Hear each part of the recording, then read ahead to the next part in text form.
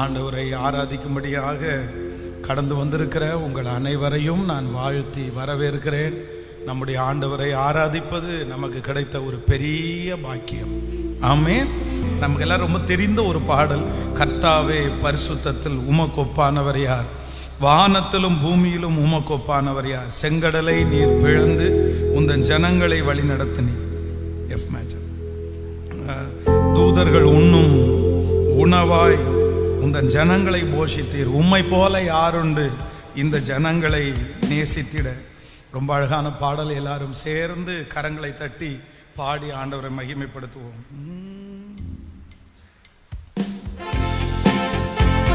ஹalleluya. பின்னாடி இருக்கிறவர்களோட கரங்களை தட்டி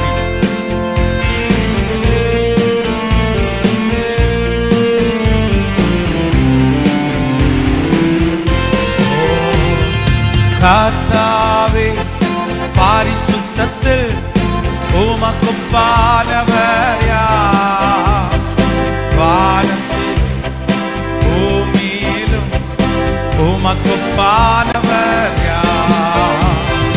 கர்த்தாவே பரிசுத்தத்தில் உமக்கொப்பானவர் யார், வானத்தில் பூமியிலும் உமக்கொப்பானவர் யார், உமக்கொப்பானவர் யார், உமக்கொப்பானவர் யார், உமக்கொப்பானவர் யார், உமக்கொப்பானவர் யார்.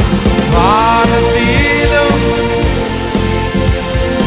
உமக்கொப்பானவர் யார், வானத்திலும் பூமியிலும் உமக்கொப்பானவர் யார். செங்கடலை நீர் பிளந்து உந்தன் ஜனங்களை நடத்தி சென்றீர், செங்கடலை நீர் பிளந்து உந்தன் ஜனங்களை நடத்தி சென்றீர். நீ நல்லவர், சர்வ வல்லவர், மாறாதவர், நீ நல்லவர், சர்வ வல்லவர், என்றும் வாக்கு மாறாது. இப்ப சொல்லுவோம், உமக்கொப்பானவர் யார், இயேசுவே. மனதார வாழ்த்தி வானத்திலும் பூமியிலும் உமக்கொப்பானவர் யார், இந்த வானத்திலும் பூமியிலும் உமக்கொப்பானவர் யார். தூதர்கள் உண்ணும் உணவால் உந்தன் ஜனங்களையே நீர் போஷித்தீர், உம்மை போல யாருண்டு இந்த ஜனங்களை நேசிக்க. உங்களை மாதிரி யாருமே நேசிக்கல ஆண்டவரே, இன்னும் நேசிக்க முடியாதப்பா. நன்றியப்பா.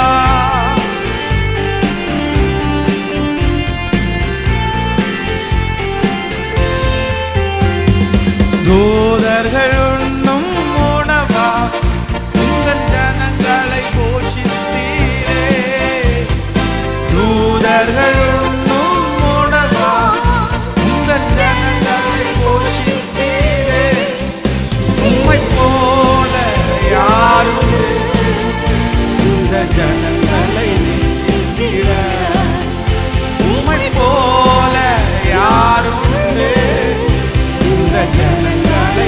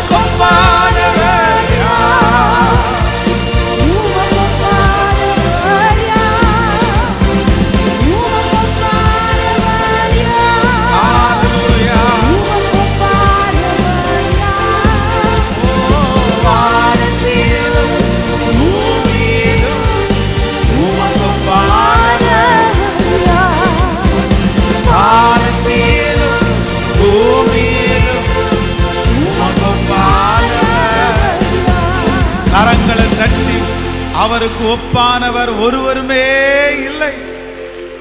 என் ஆண்டவருக்கு ஒப்பானவர் ஒருவருமே இருக்க முடியாது. ஹல்லேலூயா.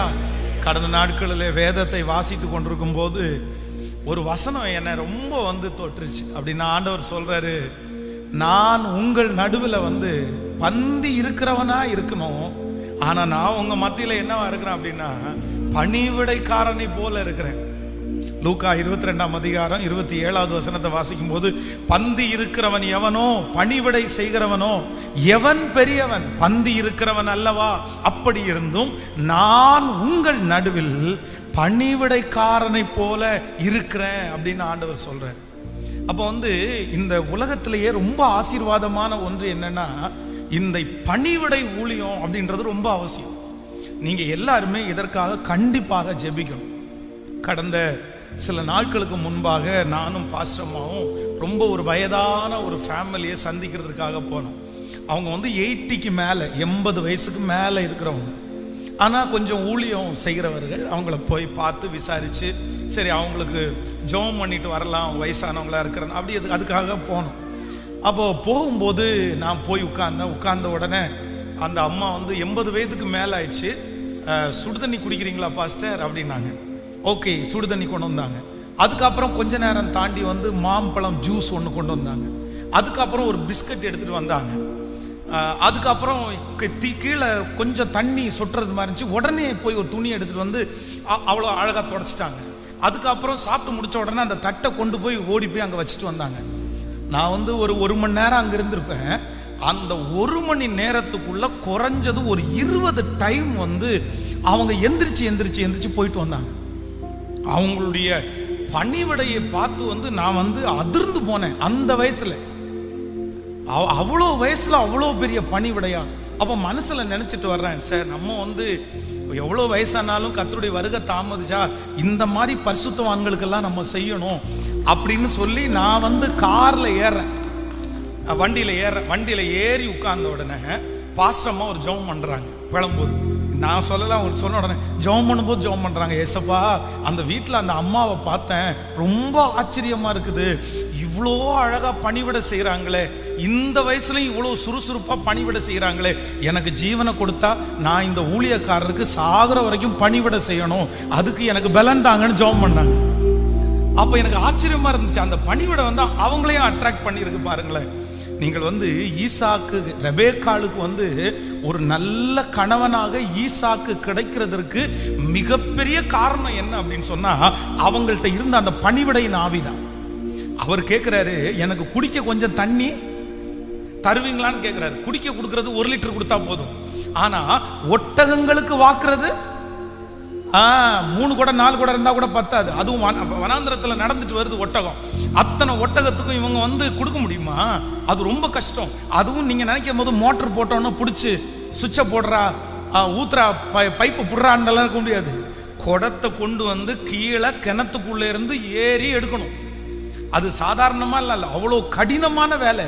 ஆனா இந்த அம்மா என்ன சொல்றாங்க அப்படின்னு சொன்னா, உங்களுக்கும் குடிக்க கொடுப்பேன், உங்களுடைய ஒட்டகங்களுக்கும் வார்ப்பேன். அந்த பணிவிடையின் ஸ்பிரிட் உடனே அந்த ஊழியக்காரர் சொல்றாரு, என் ராஜாவாகிய அவருக்கு நியமிச்சிருக்கிற பொண்ணு இதான். அப்போ ஒவ்வொரு வாலிப தம்பிகளும் தங்கச்சிகளும் ரொம்ப கவனமா இருங்க. உங்களுக்குள்ள கண்டிப்பா பணிவிடையின் ஆவி இருக்கணும். நீங்க இதுக்காக ஜெபம் பண்ணணும், இதுக்காக நீங்க பணிவிடை செய்யணும். அம்மா ஒரு டம்ளர் தண்ணி எடுத்துட்டு வாங்க அப்படின்னா அவ்வளோ கோவம் வருது சில பிள்ளைகளுக்கு. அதுவும் 2 பிள்ளைங்க ஒரு வீட்டில் இருந்தாங்கன்னா, ஏன் நான் மட்டும்தான் இருக்கிறேன்னா, வேற அவனை கூப்பிட மாட்டீங்களா? அவன் எதுவும் செய்ய மாட்டானா? அவனை மட்டும் எதுவுமே வேலை வாங்குற மாட்டேங்கிறீங்க? அதுல கூட்டலாம்ல. நான் எத்தனை டைம் தான் கூட்டுறது? நான் என்ன வேலை தான் செய்யறது? சும்மா ஒரு நிமிஷம் உட்கார விடுறீங்களா? அப்ப நிறைய பேருக்கு இந்த பணிவிடை செய்கிறது ஒரு டம்ளரை தூக்கி அங்க வைக்க முடியாது, ஒரு இடத்துல தண்ணி கொட்டுச்சுன்னா உடனே அதை கூட்டிடலாம் அப்படின்னு தோணாது. இந்த பணிவிடையின் ஸ்பிரிட் இல்லாத எல்லா குடும்பத்திலையும் பாத்தீங்கன்னா எல்லா பொருளும் நாசமாயிட்டு தான் இருக்கு. அது ஆசீர்வாத குறைவு. நீங்க உங்களுடைய வாலிப தங்கச்சிகளுக்கு சொல்றேன், கண்டிப்பா உங்க வீட்டில் நீங்க பணிவிட செய்யணும். அதே மாதிரி தம்பிகளும் அப்படிதான். உங்க அம்மாவுக்கு ஒரு டம்ளர் தண்ணி கொடுக்கணும், சாப்பாடு எடுத்து கொண்டு போய் கொடுக்கணும், தட்டை கையில வாங்கி நான் கழுவுறேன்ப்பா, நான் கழுவுறேன் அம்மான்னு நீங்க சொல்லணும். இந்த பணிவிடைய வாலண்டியரா நீங்க செய்யணும். அப்படி செஞ்சீங்கன்னா நான் நம்புறேன், ரெபேக்கால ஆசீர்வதித்த கர்த்தர் உங்களை ஆசீர்வதிக்காம இருப்பாரா? கண்டிப்பா. நீங்க வேதத்துல 2 பெரிய ஹீரோ இருக்காங்க. என்னுடைய பார்வையில் அவங்க 2 பேருமே பெரிய ஹீரோ தான். யார் அப்படின்னா, ஒன்று ஜோஷுவா, இன்னொன்று சாமுவேல். இவங்க 2 பேருமே ஹீரோ. ஆனா இவங்க 2 பேரை குறித்து நீங்க வேதத்துல வாசிப்பீங்கன்னா அது ரொம்ப அழகா இருக்கும். 1 சாமுவேல் 3ஆம் அதிகாரம் 1வது வசனத்தை வாசிச்சு பார்ப்பீங்கன்னா, சாமுவேல் என்னும் பிள்ளை ஆண்டான் ஏலிக்கு முன்பாக கர்த்தருக்கு பணிவிடை செய்து கொண்டிருந்தான். அப்போ சாமுவேல முதல்ல பைபிளை அறிமுகப்படுத்தும் போது அவனுடைய ஃபர்ஸ்ட் ஊழியம் என்ன ஊழியமாமா? கேட்கல. ஃபர்ஸ்ட் மைக்கு பிடிக்கிற ஊழியமா? ஃபர்ஸ்ட் பாட்டு பாடுற ஊழியமா? ஃபர்ஸ்ட் என்ன ஊழியம்? அவன் பணிவிடை செய்து கொண்டிருந்தான். யாருக்கு? தேவனுக்கு. ஏலிக்கு முன்பாக. அப்படின்னா ஒரு கண்ணு தெரியாத வயசான ஒருத்தருக்கு பணிவிடை செய்யறதுன்னு சொல்லவமா? அது ஏலிக்கு கண்ணு தெரியாது, அவருக்கு தான் இவர். அதுவும் மிட் நைட்டு எல்லாம் முடிச்சிட்டு போய் படுக்க போறாரு. படுத்துட்டான் சாமுவேல், படுத்துட்டான். படுத்து முடிச்ச உடனே ஒரு சத்தம் கேக்குது, சாமுவேலேன்னு கேக்குது. அப்போ உண்மையிலே நம்மளா இருந்தா நீங்க உங்களுடைய யார்ட்டையும் நீங்க கேட்கல, நீங்க மனசுல நினைச்சு பாருங்க, ஒரு வயசான ஒரு தாத்தாவுக்கு நீங்க வேலை செய்றீங்க. இப்போ அந்த தாத்து எல்லாம் ஓஞ்சு போய் முடிச்சு அவருக்கு எல்லாம் முடிச்சுட்டு படுத்துறீங்க. கொஞ்ச நேரம் தான் தூங்க போறீங்க. அந்த நேரத்துல போய் சாமுவேலே இல்லைன்னா ஏதாவது ஒரு பேர் சொல்லி, எஸ்தரே, ரூத்தே, எஸ்தர் ரூத்தெல்லாம் கோச்சுக்க வேணாம், அப்படி இந்த மாதிரி கூப்பிட்டா, போ இந்த கிழவனுக்கு வேற வேலையே இல்லை. ஃபர்ஸ்ட் எல்லாம் பாத்தீங்கன்னா பெட்ஷீட்டை போத்தி படுத்துருவாங்க.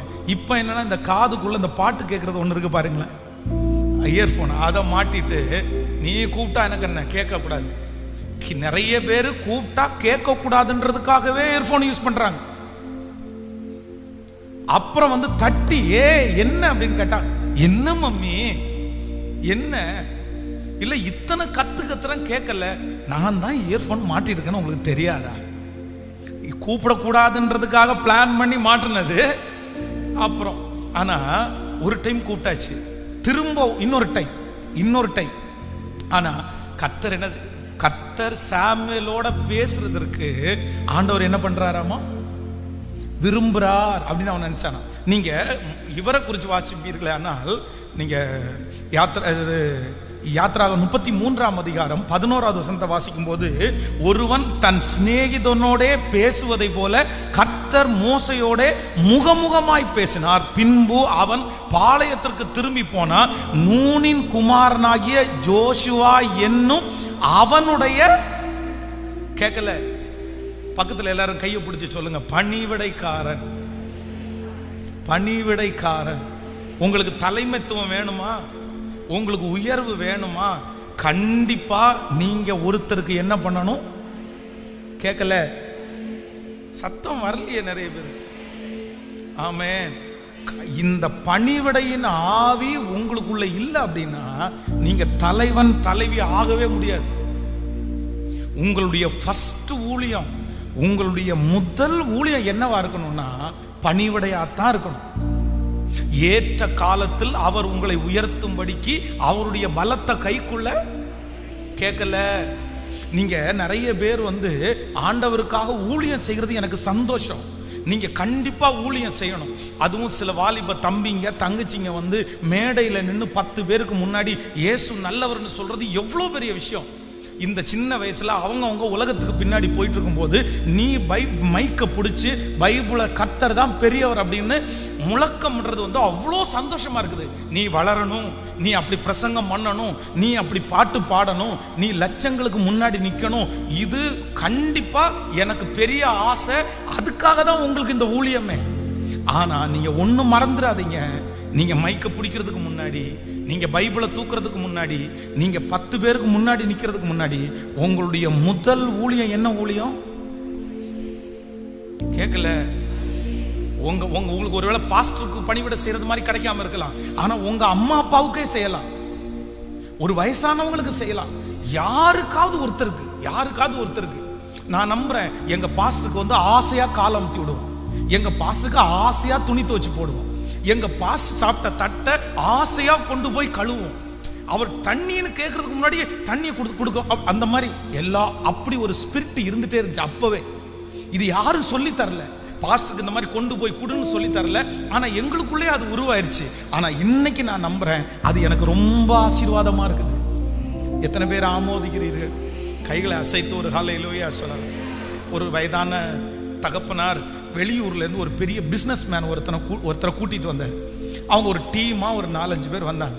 அப்புறம் அவங்க கூட தான் நான் வந்தேன். வந்த உடனே நான் போய், தம்பிங்க அந்த டைமில் யாருமே இல்லாதனால நானே போய் ஃபேன் போட்டேன். அவங்க வர்றதுக்கு முன்னாடி எல்லாருக்கும் சேர் அரேஞ்ச் பண்ணிட்டேன். அப்படியே வந்து உட்காந்துட்டேன். 2 பாட்டில் தண்ணி எடுத்துகிட்டு வந்தேன், அவங்க பக்கத்தில் வச்சுட்டு உட்கார்ந்த உடனே அதில் வந்த ஒருத்தர் கேட்டார், நீங்கள் இந்த சர்ச்சு பாஸ்டரா அசிஸ்டன்ட் பாஸ்டரா? நீங்கள் சர்ச்சு இல்லை, அவர் வந்து தெரியாமல் கேட்டார், பாஸ்டர் நீங்கள் அசிஸ்டன்ட் பாஸ்டரா நீங்கள் பாஸ்டரா அப்படின்னு கேட்டார்.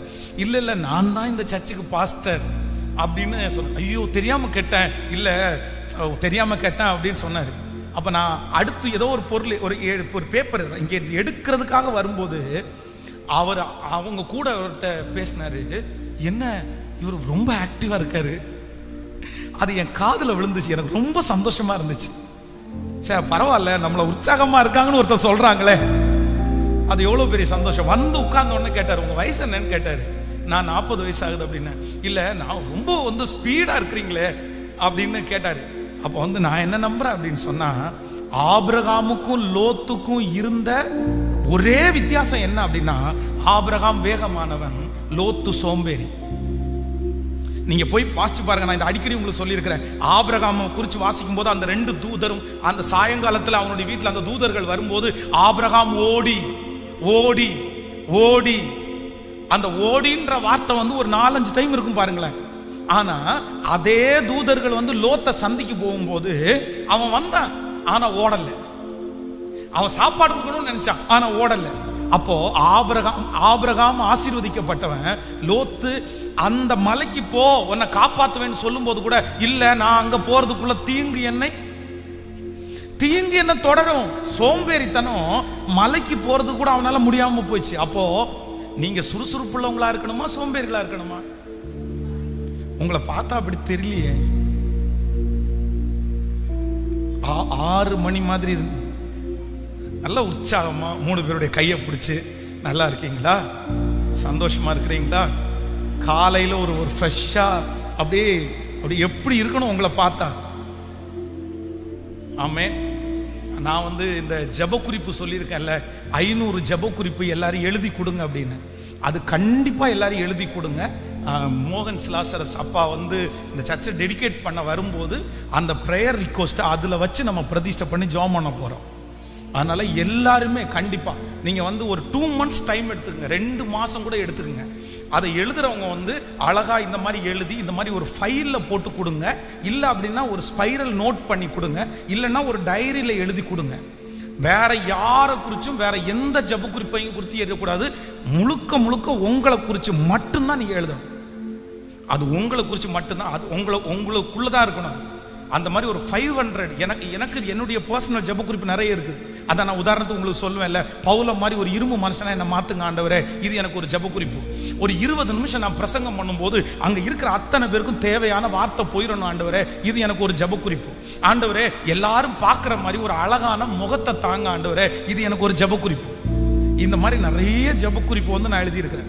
அப்போ அந்த ஜெப குறிப்பில் நீங்க ஆட் பண்ண வேண்டிய ஒரு மிகப்பெரிய ஜெப குறிப்பு என்னன்னா, ஆண்டவரே எனக்கு ஒன்று பண்ணுங்க, எனக்கு வந்து ஒரு பணிவிடை ஆவி, எனக்கு நான் எப்போ எப்படி இருக்கணும்னா ரொம்ப பிரிஸ்கா இருக்கணும். ஆமேன். சிலருக்கு வந்து காலையில நம்ம குளிச்சா கூட நம்ம முகம் என்னவா இருக்காது, கேட்கல, ஒரு ஃப்ரெஷ்ஷா இருக்காது, மாதிரி ஒரு டல்லான மூஞ்சி இருக்கும்.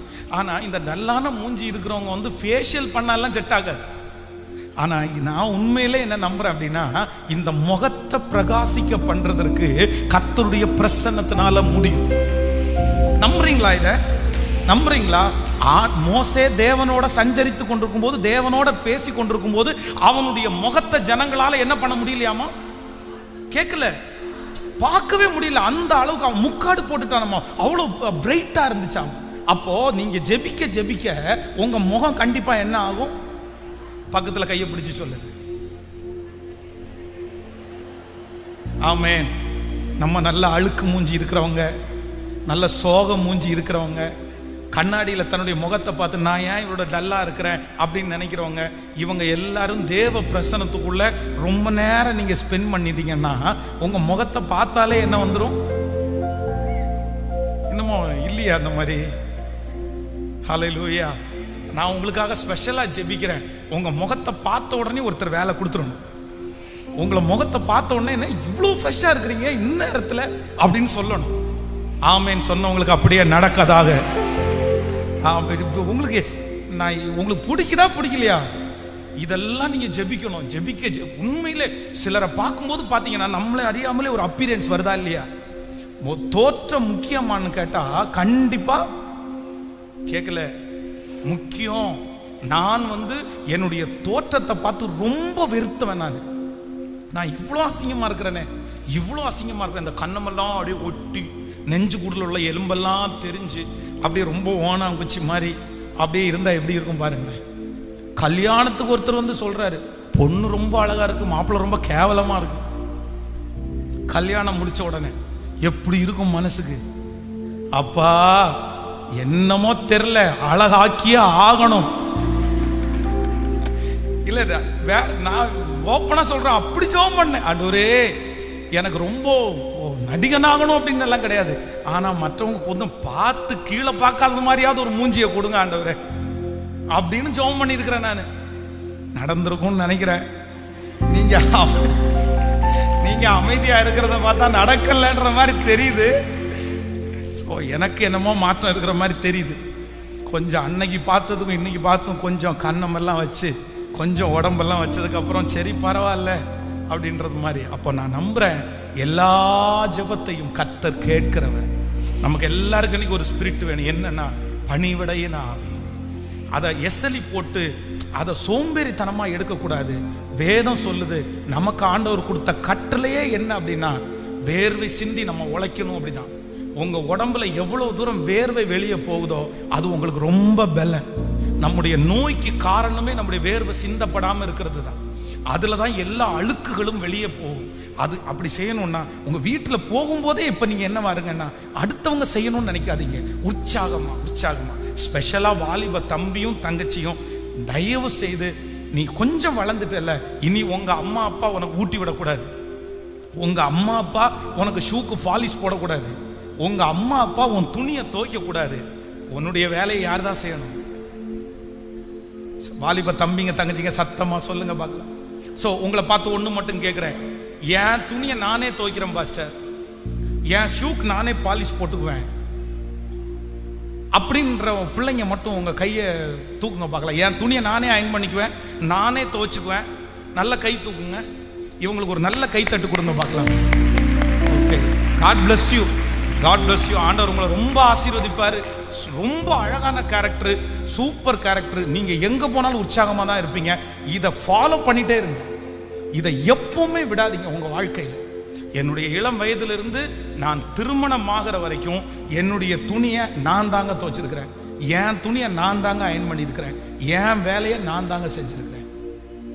அது ஒரு பெரிய ஆசீர்வாதம், பெரிய ஆசீர்வாதம். ஒரு பேர பிள்ளைங்க நிறைய பேர் அம்மா அப்பா உங்களுக்கு துவைக்க கொடுக்காம இருக்கலாம். நான் சொல்றேன், வாஷிங் மிஷின்ல போடுறது கூட உன் துணியை யார் போடக்கூடாது? சத்தம் வர மாட்டேங்குது பாருங்க நிறைய பேருக்கு. வாஷிங் மிஷின்ல உங்க அம்மா அப்பா போடக்கூடாது. உன் துணியை நீயே பாக்கெட் உள்ளது எல்லாத்தையுமே எடுத்து வச்சு நீங்களே போட்டு நீங்களே எடுங்க. இதெல்லாம் ஒரு பழக்கமாக இருக்கட்டும்.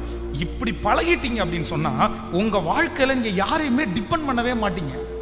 நீங்க அழகா யாரும் உங்களுக்கு உதவி செய்யலைன்னா கூட நீங்க உங்க வாழ்க்கையை ரன் பண்ணிட்டு போயிட்டே இருக்கலாம். ஒரு டம்ளர் தண்ணி எடுக்கணுமா, நீங்க எடுத்துட்டு வாங்க அப்படின்னு கட்டளை கொடுக்கறத விட நீங்க போய் எடுத்து பழகிட்டீங்கன்னா உங்களுக்கு எதிர்பார்ப்பே.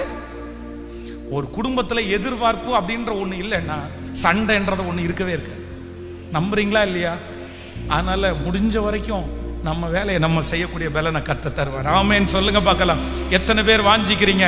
கைகளை மேல உயர்த்தி சொல்லுங்க, ஆண்டவரே நான் மரணம் அடைகிற வரைக்கும், இந்த உலகத்துல இருக்கிற வரைக்கும் எனக்கு ஒரு பணிவிடையின் ஆவியை தருவீராக. நான் உழைக்கணும், நான் ஓடணும், நான் செய்யணும். சத்தமா சொல்லுங்க, அப்பா யாரையும் டிபெண்ட் பண்ணி நான் வாழக்கூடாது. என் வேலையை செய்யக்கூடிய ஒரு பலன் எனக்கு வரட்டும். இப்பொழுது என்னுடைய பிள்ளைகளுக்காக ஜெபிக்கிறேன். மோசேக்கு இருந்த அந்த பலன் என்னுடைய பிள்ளைகளுக்கு இருப்பதாக.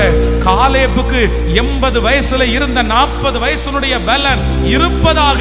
அவர்கள் ஓடினாலும் களைப்படையார்கள், நடந்தாலும் சோர்ந்து போவார்கள். கர்த்தருக்கு காத்திருக்கிறவர்கள் புது பலன் அடைவார்கள். புது பலன், புது பலன். ஆமென் சொல்லுங்க பார்க்கலாம். பாடலாம் அந்த வரியை திரும்ப ஒரு விசை. கன்மலையை நீர் பிளந்து உந்தன் ஜனங்களுடைய தாகத்தை தீர்த்தீர். நீர் நல்லவர், சர்வ வல்லவர், நீர் உம்முடைய நாமம் அதிசயம். கரங்களை தட்டி அந்த வார்த்தையை மட்டும் பாடி நன்றி அப்பா நன்றி. எல்லாரும் உற்சாகத்தோடு ஹalleluya. கன்மலையை நீர் பிளந்து உந்தன் ஜனங்களின் தாகம் தீர்த்தீர். கன்மலையை நீர் பிளந்து உந்தன் ஜனங்களின் தாகம் தீர்த்தீர். உந்தன் நாமம் அதிசயம், இன்னும் அற்புதம் செய்திடுவே. உந்தன் நாமம் அதிசயம், இன்னும் அற்புதம் செய்து. இப்ப சொல்லுவோம், உமக்கொப்பானவர் யார்? Yes, right. உமக்கொப்பானவர் யார்? யார்? வானத்திலும் பூமியிலும் உமக்கொப்பானவர்.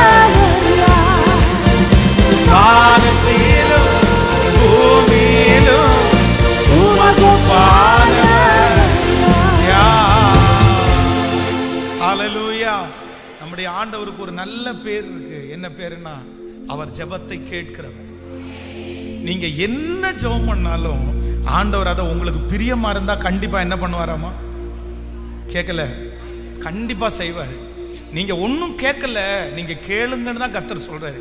அதனால எல்லா ஆண்டவருடைய பிள்ளைகளுக்கும் கர்த்தரிடத்துல கேட்கணுன்ற ஒரு வாஞ்ச வேணும். கண்டிப்பா நீங்க கேட்கணும். நீங்க யார்கிட்டையும் கேட்க வேண்டாம், ஆனா தேவனிடத்துல நீங்க கேளுங்க.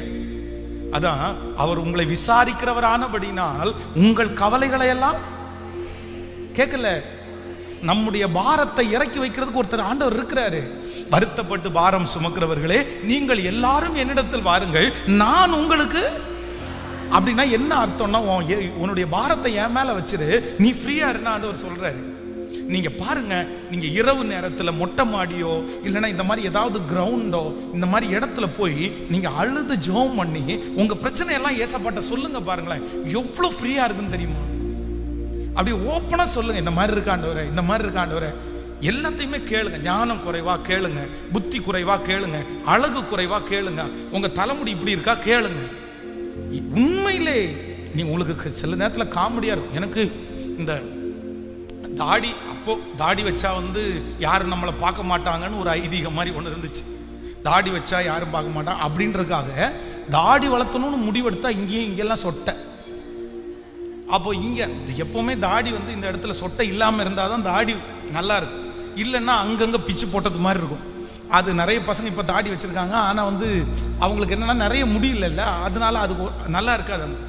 அப்போ ஒரு வெங்காயத்தை எடுத்து ஸ்தோத்திர ஆண்டவரே, இப்படி வளர போகிறதுக்காக ஸ்தோத்திர ஆண்டவரே. இன்னைக்கு நினைச்சா காமெடியா இருக்குது உண்மையிலே. ஆனா உண்மையிலே பாத்தீங்க அப்படின்னா கரெக்டா பாத்தீங்கன்னா அது வளர்ந்துருக்குது. என்ன ஆமேனே காணோம் அந்த இடத்துல திரும்பி. அப்போ நான் நம்புறேன் சில இது எதுக்கு நான் சொல்றேன் அப்படின்னா, இதுக்காக நான் சொல்லல. நம்முடைய ஆண்டவர் நம்ம கேட்கிற ஜெபத்தை எல்லாவற்றையும் கேட்கிறவர். நீங்க எது கேட்குறீங்களோ அது அப்படியே நடக்கும். ஆமேன்னு சொல்லுங்க பார்க்கலாம். கைகளை அசைத்து ஒரு ஹல்லேலூயா சொல்லுங்க. ஒரு தம்பி கார் ஓட்டும் போது அந்த காரில் நான் தூங்கிட்டேன். நான் மோஸ்ட்லி டிரைவ் பண்ணும்போது காரில் தூங்குறது வந்து ரொம்ப குறைவு. எத்தனை மணி நேரம் ட்ராவல்னாலும் முழிச்சே தான் இருப்பேன். நான் அடுத்த நாள் பிரசங்கம் பண்ணணும்னா கூட முழிச்சே தான் இருக்கேன். எனக்கு காரில் வந்து அந்த அளவுக்கு ட்ராவல் பண்ணும்போது தூக்கம் வராது. சரி பேசிகிட்டே இருப்போம், ரொம்ப தூரம் ட்ராவல் பண்ணுறோம் அப்படின்னு. ஆனால் தூங்கி முடித்த உடனே அந்த பையனை பார்த்து, தம்பியை பார்த்து சொல்கிறேன், என்னடா உன் டிரைவில் நான் தூங்கிட்டேன்டா, பரவாயில்லையே. அப்போ உடனே அவன் சொல்கிறான், ஐயோ பாஸ்டர், நான் முதல்ல ஜெபம் பண்ணதே, ஆண்டவரே நான் வண்டி ஓட்டும் போது பாஸ்டர் எப்படியாவது வண்டியில் தூங்கிடணும்னு ஜெபம் பண்ணேன். எனக்கு ஆச்சரியமா இருந்துச்சு. அவன் ஜெபத்தை ஆண்டவர் எப்படி கேட்கிறாரு பாருங்களேன். ஆண்டவரே, நான் ஊழியக்காரங்களை வண்டியில் வச்சு நான் டிரைவ் பண்ணி கூட்டிட்டு போகும்போது அவங்க கார்ல வந்து டிஸ்டர்பே இல்லாம அவங்க தூங்கிடணும், அந்த அளவுக்கு ஸ்மூத்தா நான் வண்டி ஓட்டணும்னு ஜெபம் பண்ணியிருக்கிறான். அந்த ஜெபத்தை கர்த்தர் கேட்டிருக்காருல்ல. அப்போ வந்து நம்முடைய தேவனை பொறுத்த வரைக்கும் நீங்க இதுவரைக்கும் கேட்கல. என் கணவன் மோசம்னு குற்றப்படுத்துறத நிறுத்துங்க சிஸ்டர். என் மனைவி மோசம்னு குற்றப்படுத்துறத நிறுத்துங்க பிரதர். ஃபர்ஸ்ட் உன் மனைவிக்காக ஜெபம் பண்ணுங்க, உங்க கணவனாருக்காக ஜெபம் பண்ணுங்க. என் கணவனை திருத்தி கொடுங்க ஆண்டவரே, என் மனைவியை மாற்றி கொடுங்க ஆண்டவரே. நீங்க என்ன ஜெபிக்கிறீங்களோ எது வேணாலும் தூங்கலாம், ஆனா உங்க ஜெபம் மட்டும் தூங்கவே தூங்காது. வாலிப தம்பிங்க தங்கச்சிங்க, என் திருமணம் அப்படி நடக்கணும் ஆண்டவரேன்னு ஜெபம் பண்ணுங்க. என் எதிர்கால வாழ்க்கை அப்படி அமையணும் ஆண்டவரேன்னு ஜெபம் பண்ணுங்க. நீங்க ஜெபிக்கிற ஒவ்வொன்றையும் கர்த்தர் நிச்சயம் கேட்பார். ஆமென். விசுவாசிக்கிறீங்களா இல்லையா? இன்னொரு பாடலை கூட பாடலாம். என் கருவை உம் கண்கள் கண்டதே. நம்ம எல்லாரும் அப்படியே எழுமி நின்று, என் உருவம் உம் பார்வையில் விழுந்ததே. நான் யார் என்று நீர் அறிவீர், என்னை முற்றும் அறிந்திருக்கிறீர். ரொம்ப அழகான ஒரு பாடல். ஆமென்.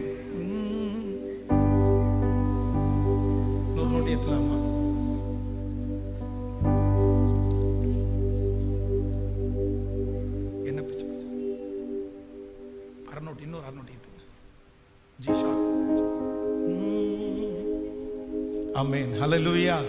கைகளை உயர்த்தி ஹல்லேலூயா. ஜி எப்படிங்க?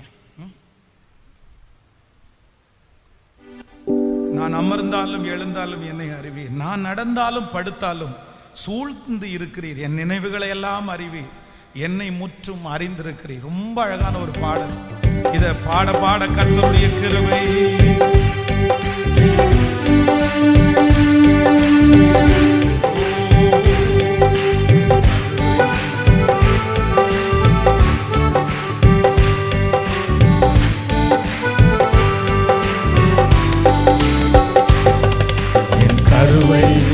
கண்கள் கண்டதே, என் உருவம் உம் பார்வையில் விழுந்ததே. என் கருவை உம் கண்கள் கண்டதே, உம் கண்கள் கண்டதே. என் உருவம் உம் பார்வையில் விழுந்ததே. நான் யார் என்று நீர் அறிவீர், வாழ்நாளெல்லாம் என்னை நடத்துவீர். நான் யார் என்று நீர் அறிவீர், வாழ்நாளெல்லாம் என்னை நடத்துவீர். என்னை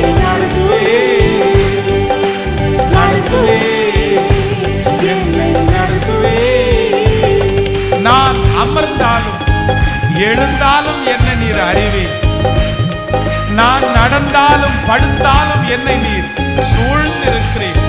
என் நினைவுகளை எல்லாம் தூரத்திலே நீர் அறிவீர், என்னை முற்றும் அறிந்திருக்கிறீர்.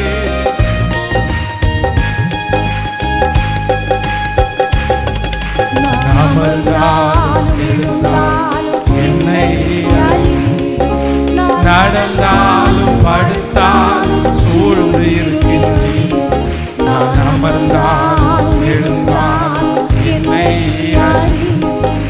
நடந்தாலும் படுத்தாலும் சூழ்ந்து இருக்கின்றீர். நினைவுகளை எல்லாம் அறிவீர், என்னை முற்றும் அறிந்திருக்கின்றீர். என் நினைவு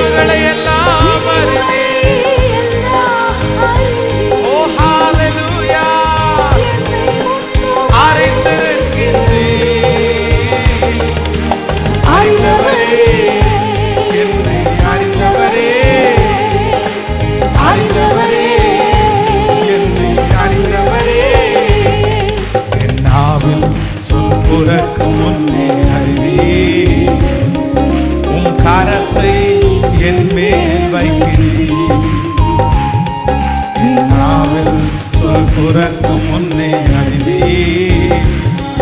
உன் கரத்தை என் மேல் வை.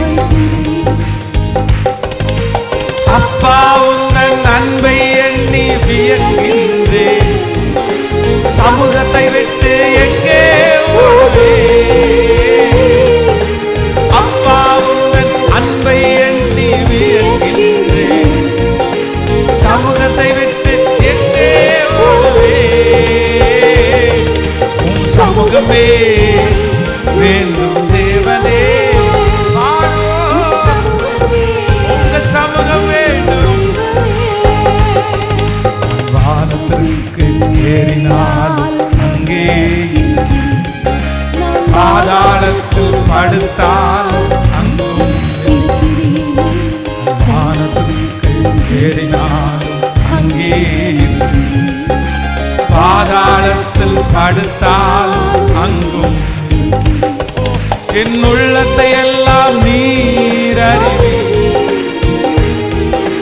தாயின் கருவில் என்னை காத்தீர். என் உள்ளத்தை எல்லாம் நீர் அறிவி, தாயின் கருவில் என்னை காத்தீர்.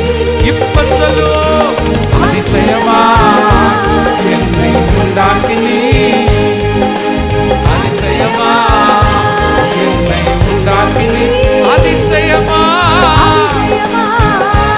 என்னை உண்டாக்கினீர், அதிசயமா என்னை உண்டாக்கினீர். என் கருவை உம் கண்கள், என் உருவம் உம் பார்வையில் விழுந்தது. என் கருவை உம் கண்கள் கண்டது, என் உருவம் உம் பார்வை. நான் யார் என்று, நான் யார் நீர் அறிவீர்.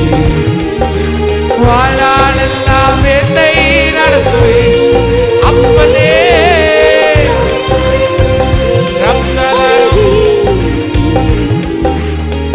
நாளெல்லாம் என்னை நடத்துவீர், நடத்துவீர், நடத்துவீர்,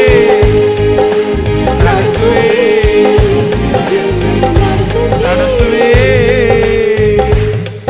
ஹல்லேலூயா, ஆமென் சொல்லலாம். இந்த தேவன் என்றென்றைக்கும் உள்ள சதா காலமும் அவர் எனது தேவன். அவர் என்னை மரண பரியந்தம் என்னை அவர் நடத்துவார், என்னை அவர் நடத்துவார். மகா வறட்சியான காலத்துல கூட அவர் என்னை கிருபையா நடத்துகிற தேவன். எத்தனை பேர் விசுவாசிக்கிறீங்க? இது ரொம்ப அழகான ஒரு பாடல்.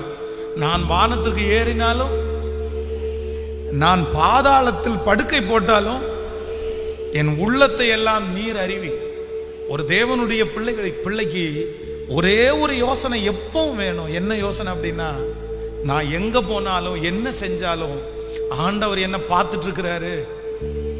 ஆண்டவருக்கு மறைவா நான் என்ன பண்ண முடியாது. கேட்கல, யோசேப்பு அந்த அந்த லேடிக்கு முன்னாடி நிற்கும் போது ஒரே ஒரு வார்த்தை மட்டும்தான் சொல்றான், இவ்வளோ பெரிய தீங்க, இவ்வளோ பெரிய பாவத்தை என் ஆண்டவருடைய கண்ணுக்கு முன்னாடி எப்படி. ஆனா ஆப்போசிட்ல நிக்கிற அந்த பர்சன் என்ன சொல்றாங்க அப்படின்னா, இந்த வீட்டுல யாரும், அப்போ ஆண்டவரை அறியாத ஒரு குடும்பத்திற்கு யாருமே இல்லை, எல்லாருமே போயிட்டாங்க, நம்ம எல்லாருடைய கண்ணை மறைச்சிட்டோம் அப்படின்னு சொல்லும் போது ஒரு ஆண்டவருடைய பிள்ளை என்ன சொல்லணும்னா, நீ எல்லாருமே வீட்டில் இல்லைனா, யாருமே வீட்டில் இல்லைனாலும், நீயும் நானும் தான் இந்த இடத்துல இருக்குனாலும், உனக்கும் எனக்கும் நடுவே ஒருத்தர் பார்த்துட்டு இருக்கிறாரு. அவர் கர்த்தர். ஆமே. இந்த வாலிப தம்பி தங்கச்சிங்க அப்பாவுக்கு மறைச்சு, அம்மாவுக்கு மறைச்சு, மற்றவங்களுக்கு மறைச்சு செய்கிற ஒரு காரியத்தில் ரொம்ப கவனமா இருங்க.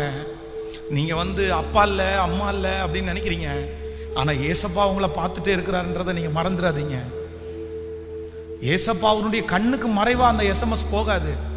ஏசப்பாவுக்கு கண்ணுக்கு மறைவா நீங்க அதை பார்க்க முடியாது. அதனால எப்பவுமே ஒரு உணர்வு வேணும். என்னை யார் பார்க்கிறா? கேட்கல, சத்தமா சொல்லுங்க.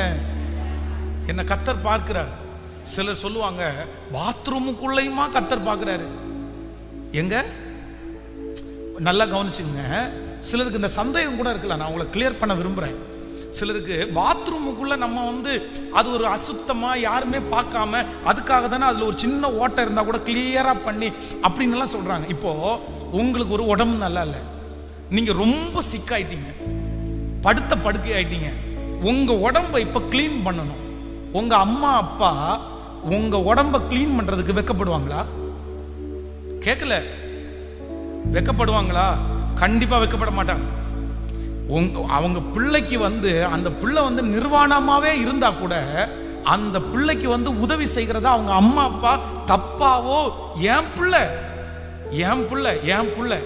அப்ப நான் என்ன சொல்றேன் அப்படின்னா, நீ எங்க போனாலும் ஏசப்பா பார்த்துட்டு இருக்கிறார் அப்படின்றத நீங்க மறைக்க முடியாது. அவருடைய பார்வைக்கு நம்ம யாருதான்? கேட்கல. அதுக்காக அவர் எல்லாத்தையும் பார்த்துட்டு அது எட்டி எட்டி பார்க்குற அப்படின்னு சொல்லல. நீங்க செய்கிற தீமைகள் கர்த்தருக்கு மறைச்சு என்ன பண்ண முடியாது? தீமைகளும் கர்த்தருக்கு மறைச்சு செய்ய முடியாது. அதே நேரத்தில் நீங்க நன்மை செய்யும் போதும் பார்த்துட்டு நீங்க அந்தரங்கத்தில் செய்கிறத வெளியரங்கமா பதில் கொடுக்கிற கர்த்தர் அவர். அதனால அவருக்கு மறைவா நம்ம எதையுமே என்ன பண்ணிட முடியாது. எப்பவுமே ஒரு யோசனை இருக்கணும், என்ன கர்த்தர் பார்க்கிறார், என்ன கர்த்தர் பார்க்கிறார். உங்க சிறையிருப்பை கர்த்தர் பார்க்கிறார், உங்க சோர்வை கர்த்தர் பார்க்கிறாரு, உங்க பலவீனத்தை கர்த்தர் பார்க்கிறாரு, உங்களுடைய முயற்சிகளை கர்த்தர் பார்க்கிறாரு. ஏற்ற நேரத்தில் விடுதலை தர வல்லவரா இருக்கு. ஆமென் சொல்லுங்க பார்க்கலாம். அந்த கரங்களை தட்டி இந்த ஒரு வார்த்தையை கூட, நான் வானத்திற்கு ஏறினாலும் நீர் அங்கே இருக்கிறீர், நான் பாதாளத்தில் படுத்தாலும் அங்கேயும் நீர் இருக்கிறீர், என் உள்ளத்தை எல்லாம் நீர் அறிவீர் ஆண்டவரே. கரங்களை தட்டி எல்லாரும் சொல்லுவோம், நன்றி அப்பா நன்றி. ஓ ஹalleluya நன்றி. நான் வானத்திற்கு ஏறினாலும் அங்கே இருக்கிறேன், பாதாளத்தில் படுத்தாலும் அங்கும் இருக்கிறேன். வானத்திற்கு ஏறினாலும் அங்கே, பாதாளத்தில் படுத்தாலும் அங்கும். என் உள்ளத்தை எல்லாம் நீர் அறிவீர், தாயின் கருவில் என்னை காத்தீர். என் உள்ளத்தை எல்லாம் நீர் அறிவீர், தாயின் கருவில் என்னை காத்தீர். இப்ப கையமாலங்கடி அதிசயமா என்னை உண்டாக்கினீ. சத்தமா சொல்லுவோம், ஆண்டவர் உங்களை அதிசயமா உண்டாக்கினார். திரும்ப திரும்ப அதிசயமா என்னை உண்டாக்கினீ, அதிசயமா என்னை உண்டாக்கினீ. நான் அமர்ந்தாலும் எழுந்தாலும் என்னை அறிவீர், படுத்தாலும் நடந்தாலும் சூழ்ந்து இருக்கின்றீர். நான் அமர்ந்தாலும் எழுந்தாலும் என்னை அறிவீர், நான் நடந்தாலும் படுத்தாலும் சூழ்ந்து. இப்ப சொல்லு, என் நினைவுகளை எல்லாம் அறிவீர், என்னை முற்றும் அறிந்திருக்கின்றீர் இயேசுவே. ஏசப்பாட்ட சொல்லுங்க, திரும்ப திரும்ப சொல்லுவோம், என் நினைவுகளை எல்லாம், என் நினைவுகளை எல்லாம். ஏசப்பாட்ட சொல்லுங்க, என் நினைவு உங்களுக்கு தெரியும். திரும்ப திரும்ப என் நினைவுகளை எல்லாம், என் நினைவுகளை எல்லாம் அறிவீர், என்னை முற்றும் அறிந்திருக்கின்றீர். இப்ப கைய மேல தட்டி, அறிந்தவரே அறிந்தவரே சொல்லிக்கொண்டே அறிந்தவரே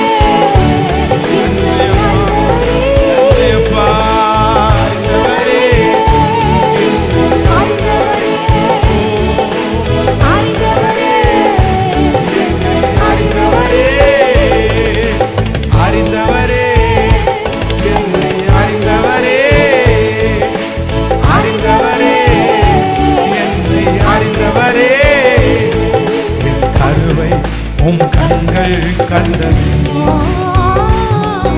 என் உருவம் உம் பார்வையில் விழுந்தது,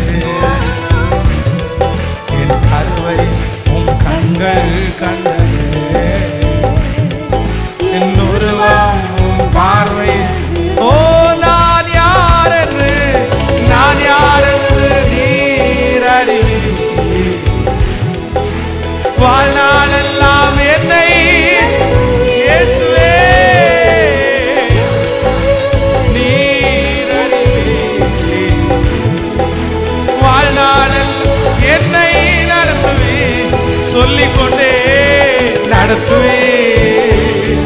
வாலிப தம்பி தங்கச்சி, ஆண்டவர் என்னை நடத்துவார், என்னை ஆச்சரியமாய் நடத்துவார், என்னை அற்புதமாய் அவர் வழி நடத்துவார், என் தேவைகளை சந்தித்து வழி நடத்துவார், என்னை வெற்றியாய் நடத்துவார்.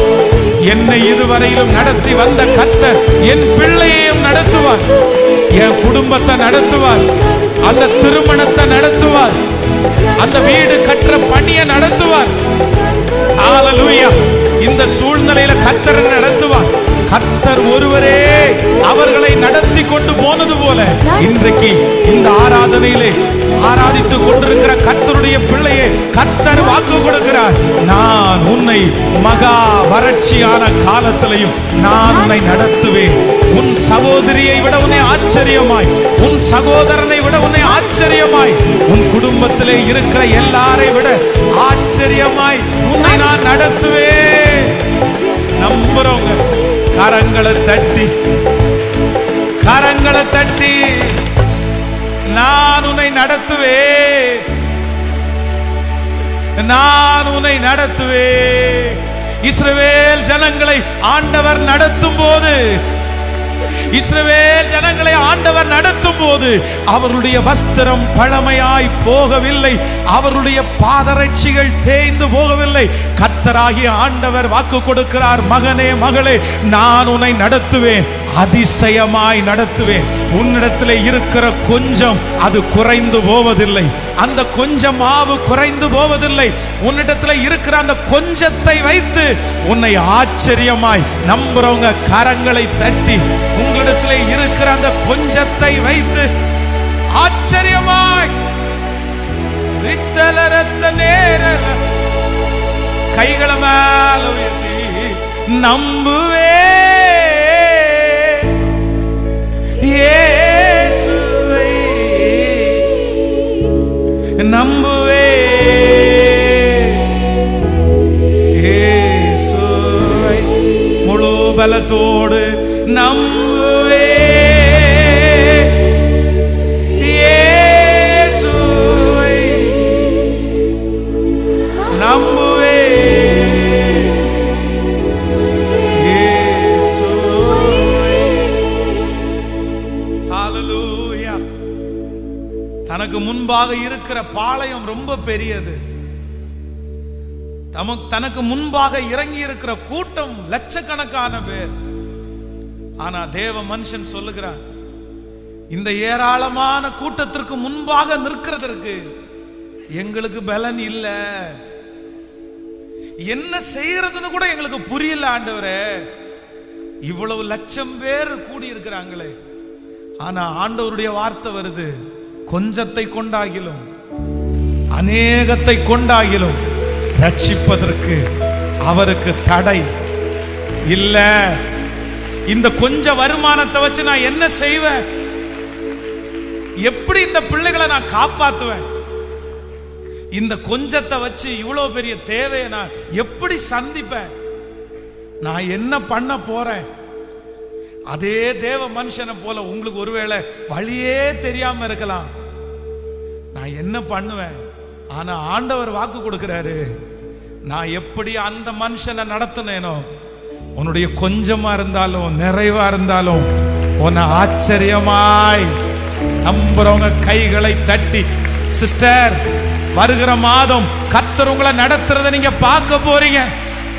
வருகிற நாட்கள் கர்த்தர் உங்களை நடத்துறத பார்க்க போறீங்க. உங்க கொஞ்சத்தை வச்சு கர்த்தர் மிச்சம் எடுக்கிற வரைக்கும் 5 அப்பத்தையும் 2 மீனையும் கொண்டு 5000 பேரை வழி நடத்துவார். ஆனால் உங்க கொஞ்சத்தை கொண்டு ஆசீர்வதிப்பது கர்த்தருக்கு. நல்ல கையை தட்டி இப்ப அந்த வருமானம் பெருகுது, இப்ப அந்த ஆசீர்வாதம் பெருகுது, அந்த பலன் பெருகுது. கரங்களை தட்டும் போது இயேசுவே என் பிள்ளைகளை நடத்துவதற்கு வாரோ. நன்றி அப்பா, நன்றி.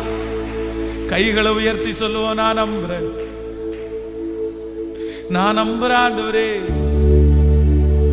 எதிர்க்கிறவர்களுக்கு முன்பாக என்னை தாங்குறவர், திருக்கரம் என்னை தாங்கி, அது எவ்வளவு கடும் பிரச்சனையா இருந்தாலும் அதுல நான் முன்னேறி செல்வதற்கு எனக்கு பலத்தை கொடுக்கிறது நீங்க தானே அப்பா. ஓ ஹalleluya. கைகளை உயர்த்தி சொல்லுவோம், நன்றி அப்பா. திருக்கரம் என்னை தாங்கி கடும் பிரச்சனைகள் முன்னேறி செல்வதற்கு, முன்னேறி செல்வதற்கு பலத்தை நீ தருவதினால், பலத்தை நீ தந்த சொல்லுவோம். திருக்கரம், திருக்கரம் என்னை தாங்கி காடும் பிரச்சனைகள் முன்னேறி செல்வதற்கு பலத்தை நீ தந்ததினால். இப்ப கையெழுத்து இயேசுவே,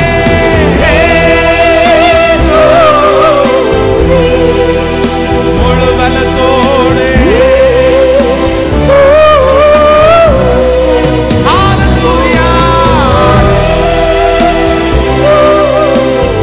உயர்த்தி ஆமே சோவே. நன்றி நன்றி உம்மளவில்லாம் அன்பிற்காக. நன்றி நன்றி உம்மளவில்லாம்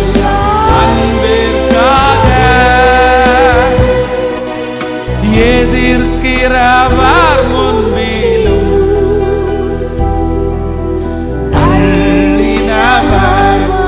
அப்பா பாட்டு பாடும் போதே அதை செஞ்சிருங்க ஆண்டவரே.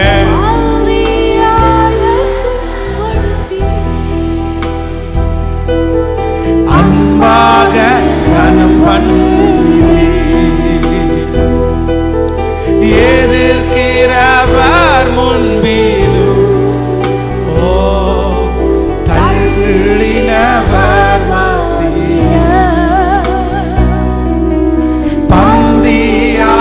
பந்தியாயத்தபடுத்தி உன்னை கர்த்தர் கனம் பண்ணுவார், கனம் பண்ணி. இப்ப சொல்லுவோம் இயேசுவே,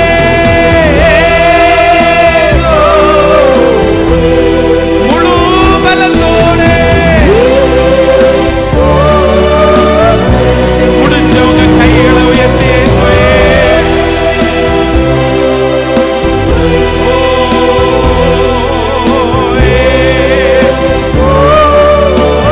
திரும்ப ஒரு விசையே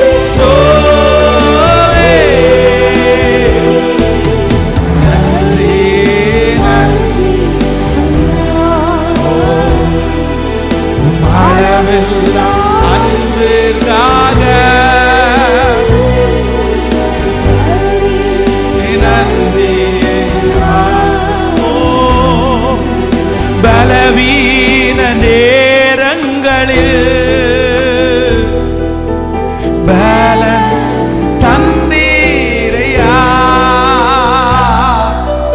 பலவீன நேரங்களில் பலன் தந்தீரையா. இப்ப சொல்லுவோம், சுகமானே சுகமானே சுகமானே, தழும்புகளால் சுகமானே, என் குடும்ப மருத்துவ நீரே. சுகமானே சுகமானே, தழும்புகளால் சுகமானே, என் குடும்ப மருத்துவ நீரே. உங்க தலை மேல கைய வச்சு இப்போ இப்போ இப்போ அந்த பலவீனம், இளம் வயசுல வருகிற அந்த வியாதி, இயேசுவின் நாமத்தினால பரம்பரை வியாதி இப்ப இப்ப சரியாகும். உச்சம் தலை முதல் உள்ளங்கால் வரை, அது பிபியா இருக்கலாம், சுகரா இருக்கலாம், அது எப்பேற்பட்ட தீராத வியாதியா இருக்கலாம்.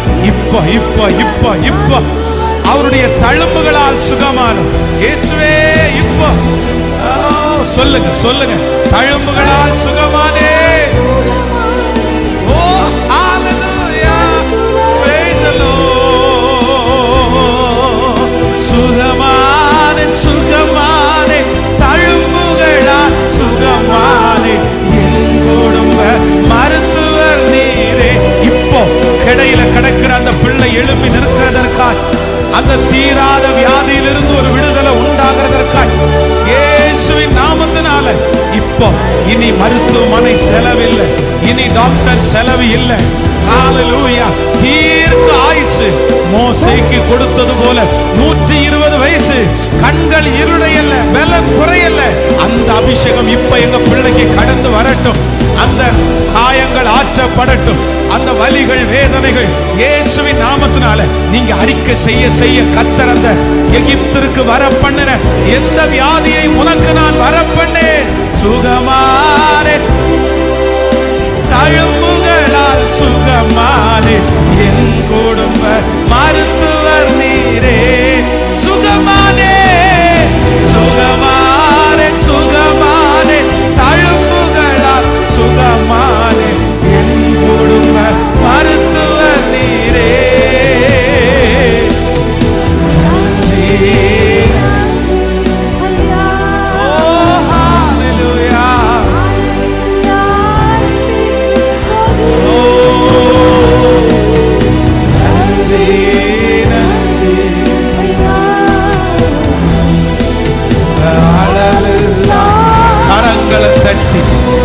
கரங்களை தட்டி கர்த்தரை நன்றி சொல்லி, கரங்களை தட்டி, இந்த தேவன் என்றென்றைக்கும் உள்ள சதா காலமும் எனது தேவன், அவர் என்னை மரண பரியந்தம்